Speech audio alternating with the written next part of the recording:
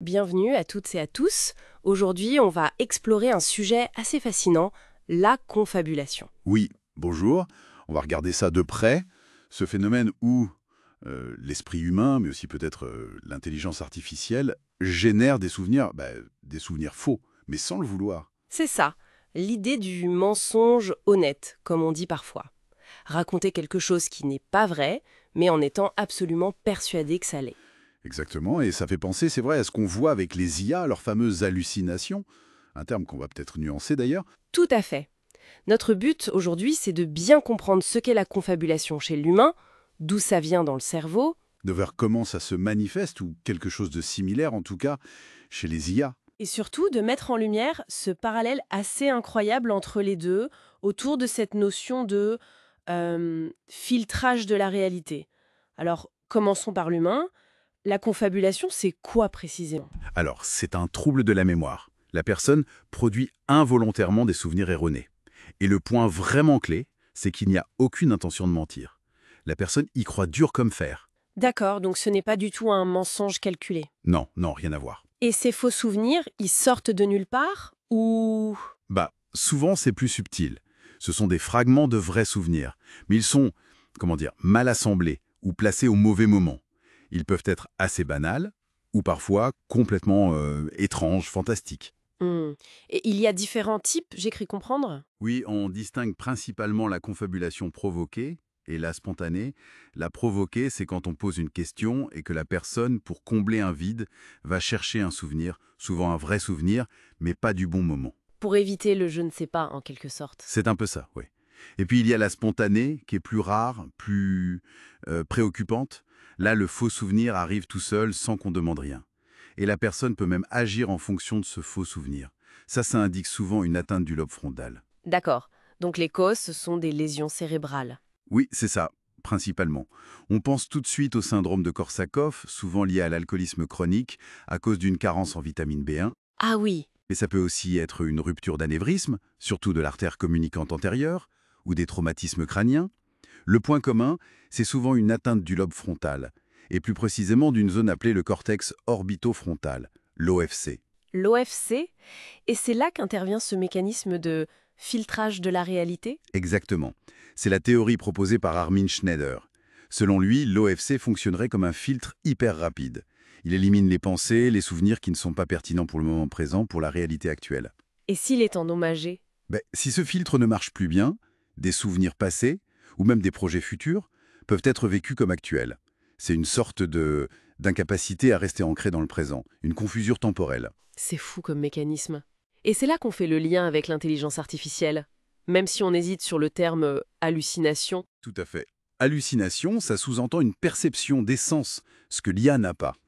Donc, confabulation, comme un trouble de la mémoire ou du raisonnement, qui comble les trous sans intention. Ça semble une analogie plus juste. Oui. L'IA ne cherche pas à dire la vérité, mais plutôt la suite de mots la plus probable. C'est ça, en gros. Elle est optimisée pour la prédiction statistique, pas pour la véracité factuelle.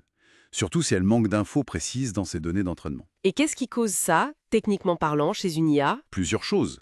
Sa nature même, probabiliste comme on vient de le dire, la qualité de ses données d'entraînement aussi. Elles peuvent être incomplètes, biaisées, fausses ou juste vieilles. D'accord. Et puis il y a les réglages, les stratégies de décodage. Par exemple, la température. Si on la met haute, l'IA devient plus créative. Elle explore des possibilités moins probables. C'est bien pour certains usages, mais ça augmente le risque d'erreur factuelle. On a des exemples concrets de ces confabulations d'IA. Oui, oui, les sources en donnent. Des IA qui inventent des références de jurisprudence, par exemple, ou qui se trompent sur des faits scientifiques, mais avec une assurance déconcertante. Alors, revenons au parallèle. Le lien est vraiment si fort que ça, entre l'échec du filtre OFC chez l'humain et ses erreurs de l'IA. Oui, et c'est peut-être le point le plus intéressant. Cet échec du filtrage de la réalité par le FC, ça ressemble beaucoup, fonctionnellement parlant, à l'absence ou à l'échec des techniques de grounding, d'ancrage en IA. Le RAG, par exemple? Retrieval Augmented Generation, exactement, comme le RAG. Le RAG, son but, c'est de forcer l'IA à baser sa réponse sur une source externe fiable qu'on lui donne. Sans cet ancrage, l'IA, un peu comme le cerveau du patient qui confabule, se déconnecte des faits et génère des infos à partir de sa mémoire interne, ses données d'entraînement. C'est presque comme si le cerveau avait un RAG biologique qui peut tomber en panne. C'est une image assez parlante, oui. Un RAG biologique défaillant. Impressionnant. Mais la grosse différence, ça reste la conscience, j'imagine. L'intention. Ah oui, absolument. L'humain croit à ce qu'il dit, même si c'est faux. L'IA, elle, fait des calculs. Il n'y a pas de croyance, pas d'intention au sens où nous l'entendons. Son but, c'est de produire un texte cohérent, plausible. Mais cette fonction de créer une histoire, de combler les vides pour que ça ait l'air cohérent, elle est un peu commune aux deux noms. C'est une piste intéressante, oui. Chez l'humain, ça pourrait aider à maintenir un sentiment de continuité de soi, un récit personnel cohérent malgré les trous de mémoire. Chez l'IA, ça produit un texte qui se tient, qui est lisible. Il semblerait même que les textes d'IA jugés confabulés soient souvent plus narratifs. Et face à ça, on fait quoi? Pour l'humain et pour l'IA. Alors, en clinique, on essaie de traiter la cause si c'est possible, comme donner de la thiamine pour le Korsakoff. On utilise aussi des approches comme la thérapie par la validation, ne pas confronter la personne brutalement sur son erreur, mais plutôt valider l'émotion derrière. Et puis, des aides externes, type agenda, calendrier. D'accord. Et pour l'IA? Pour l'IA, on travaille sur plusieurs fronts. Améliorer l'ancrage avec des techniques comme le RAG, affiner les modèles sur des données plus fiables, le fameux fine-tuning, utiliser le retour d'informations humain pour l'entraîner, RLSF, soigner la façon dont on lui pose les questions, prompt engineering, et bien sûr la supervision humaine reste indispensable. Indispensable, oui, parce que le risque de désinformation est énorme. Le chiffre cité par NewsGuard, près de 30% de réponses avec de fausses informations sur des sujets importants. Ça fait peur. Ça fait très peur, oui. Surtout si ces réponses, comme on disait, sont bien écrites, persuasives. La confiance aveugle, surtout dans des domaines comme la médecine, le droit, c'est juste dangereux. Donc, pour résumer un peu, que ce soit dans notre cerveau ou dans une puce électronique, la confabulation, c'est un signal que l'ancrage à la réalité est rompu. C'est exactement ça.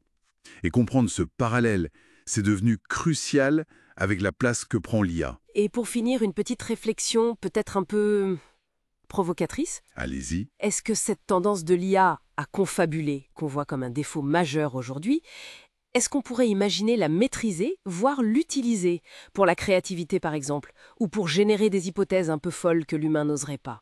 C'est une perspective intéressante. Une confabulation contrôlée en quelque sorte, pourquoi pas? Et peut-être l'idée d'une synergie.